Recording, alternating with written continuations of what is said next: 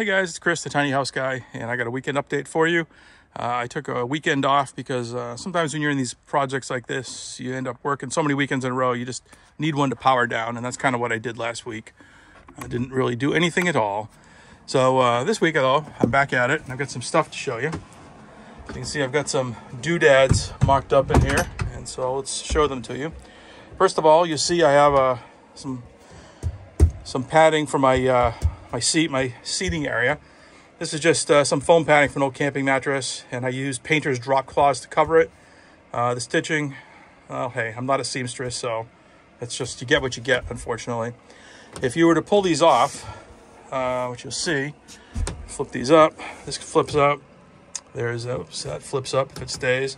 This is going to be on a hinge, this little piece of wood, but this will flip up, and underneath it you will see that's a bucket. You can only imagine what that bucket is going to be used for at some point in the future. So that's what that looks like. This flips back down. These go back in here. And this is actually designed so that it could go, this cushion could go over here if I wanted it to, depending on how I want to sit. I don't know how I'll use it, but I did leave a pretty good air gap in here because there is exhaust that comes out of this. So it's left plenty of room for exhaust to expel, so my power stations don't burn out. Next thing I should say is the counter. So this counter is made from teak. It's just you go to Lowe's, they sell these teak project panels. Right now it doesn't look too rich and shiny because it's not polyurethane, but when it is polyurethane, it'll actually get a lot darker and it will contrast very nicely with the walls. So that's the plan. You'll see that silver thing down there. No, it's not a UFO, right? It's a sink. So it's a sink. It has a, this is kind of an RV trap, which even though I don't really need a trap, this was nice and low profile. The drain pipe, which is the back right here, drains out the back nicely. So that's going to work. That is going to go right here, kind of attached to the counter. And what's nice is when you're standing in the shower pan, you'll be able to get access to it. When you're standing in the kitchen, you'll be able to get access to it. I think it's going to work well. Underneath it, we'll put a 5-gallon jug of water.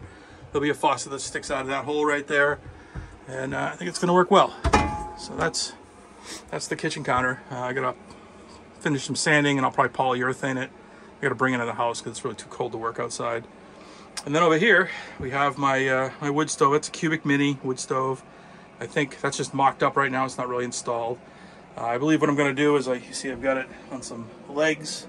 I believe I'm going to bolt those down pretty securely, and then I will bolt the stove. The stainless steel mount behind it actually bolts pretty securely to the wall, and then the stove's going to bolt down through the legs, and it's all going to be in there pretty darn good, I would say.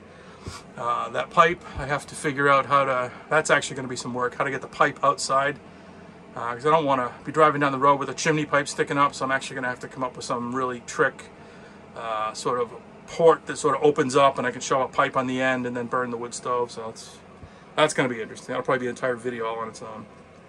But I think that right there is good. It gives me good clearance between combustibles. If I need to, I probably wind up putting a piece of steel sort of right in here, a piece of shielding in there, just so that counter doesn't get too hot. I might actually move it over another inch or so.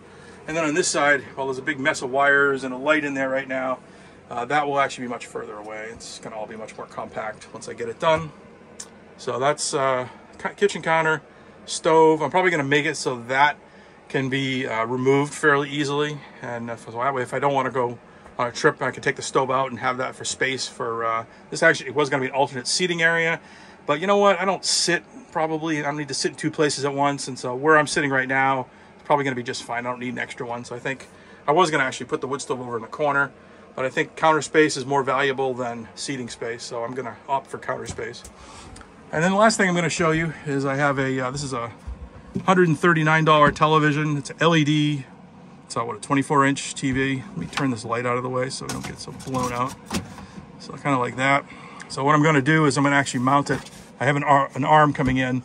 This is going to mount sort of, let me get my arm out of the way for you. It's going to mount somewhere up in here, and it will actually swing so that it's swings up against it. It'll actually be an arm, and I'll be able to sort of raise it up and down and tilt it and be able to see it either from where I'm sleeping there or from the chair. So that's another project.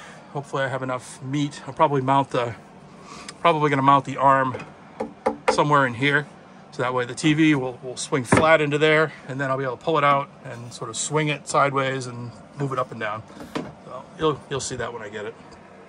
Anyway, that's what I got. Mostly mock-ups this week, but hopefully next week we'll at least have the counter done, and I'll start working on the stove. So thanks for watching, and I will see you next time.